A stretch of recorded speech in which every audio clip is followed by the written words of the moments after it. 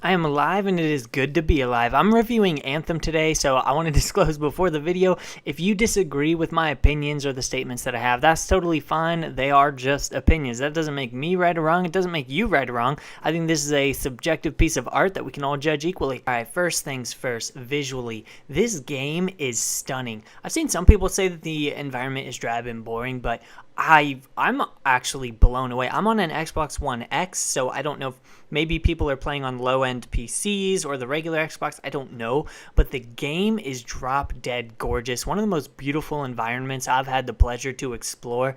It's like if you mixed the one, it actually kind of reminds me of the movie Avatar a little bit. There's all kinds of wildlife flying around and weird, crazy alien creatures you can find, and I really enjoy that. I also think the lore built into the world is really well and complements it in a lot of ways, and it is just, you know, even if I'm doing a boring mission, I was doing this one mission where I was repairing a Strider, and I actually enjoyed the mission because, yeah, it's a fetch, like, oh, go here and get a part for the Strider. But if there's two ways to look at that quest. You can just, oh, I gotta go over here and get the thing and then plug it in and I don't want to do this. Or while you're flying to go get that piece, I'm like, oh man, look at how we're just flying through this canyon, and like I feel like a freelancer. I feel like the character the game is trying to portray me as. Like I'm flying over here, killing enemies to grab this part for this guy so he can repair his Strider. It just felt super cool and looks drop dead gorgeous. As for the gameplay itself, it's pretty fun. It's nothing mind-blowingly remarkable. You know, there's other games with better gameplay feels than this one has, but I think where Anthem really wins is because it's mixed in this awesome flight mechanic, as I'm sure you've all seen by now. That mixed in with its gameplay helps out a lot. It doesn't have the most innovative or satisfying or stunning gameplay. It is still fun though, but then once you stack that sweet, beautiful flying mechanic on top of it, it really does switch up the gameplay and helps it a whole lot. Next, I want to talk about the game's story because I love the story. I just love the overall general concept. I love the aspect of a world that's like unfinished and constantly changing and can spit out any weird biological creation or change gravity, or like that just makes the possibilities limitless of what they could do for world events or how they want to change the game in the future, and that to me is very exciting. I also really enjoy interacting with all the NPCs around Fort Tarsis because I'm trying to eat up as much of the lore as possible and really get to know all these people that I potentially am going to be speaking to for quests and stuff for a really long time. And yeah, I guess if you're not really interested in NPCs or lore, you know, that this might not be the story for you. I've noticed that a lot of people do say, you know, oh, why they make us talk to NPCs we don't care about.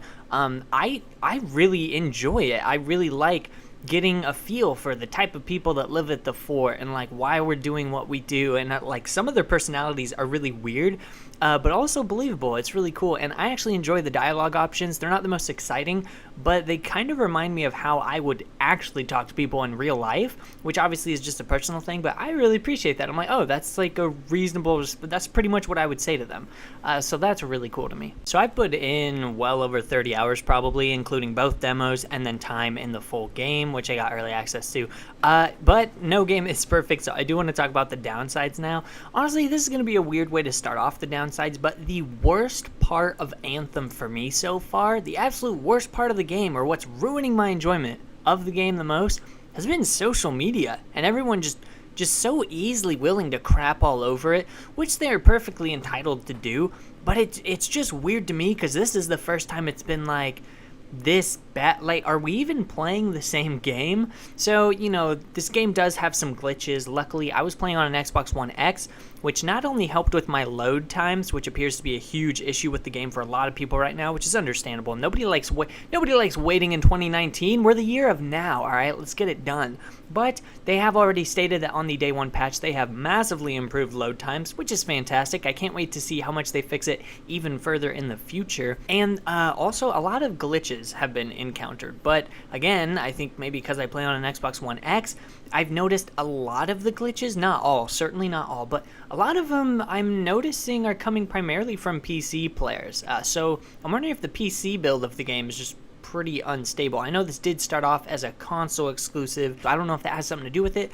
but it already looks like they're fixing some of those as well. There are some patch notes that you can find pretty easily online for what the day one patch will include, and it looks very promising. There are also some worries about how deep the end game is going to be, but the most appealing aspect of Anthem, for me at least, was not only its visual design, but also they pushed really largely on the concept of this is an ever-changing world. It's going to be on live servers where we can have, a storm happen or a portal open up or a giant creature spawn over here, and it'll happen for everyone, and we can do this without having to update your game, just at a moment's notice. I think Anthem's really going to rely on that. They haven't even started doing stuff like that yet. So I think that'll be really cool to see happen.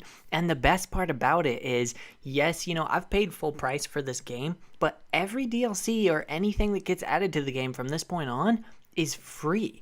So that's pretty awesome. There's cosmetic items that you can pay for, but that's only if you want to, and you can earn coin in-game at what is, in my opinion, a reasonable amount. Yeah, that's it. There's more downsides that I could cover, but there's way more upsides that outdo them. I'm having way too much fun with this game. I can't wait to get my hands on it some more, and I realized I had to make this video for myself because as I looked around on social media, like I said, and saw people crapping all over this thing, I realized that if I want this product to succeed and I want it to have a nice positive fan base that can just enjoy this game and watch it grow and hopefully grow into something much more tolerable and much cooler than what it is now, I have to take steps because clearly everyone else just wants to dump all over it. So I'm trying to do what I can because I really, really enjoy this game. So I want to help be part of the reason that it succeeds. Kind of like why I started maining a YouTube channel in the first place. I just wanted to be part of the Warframe community, and I wanted to be part of what helps the game grow and have a healthy communion. So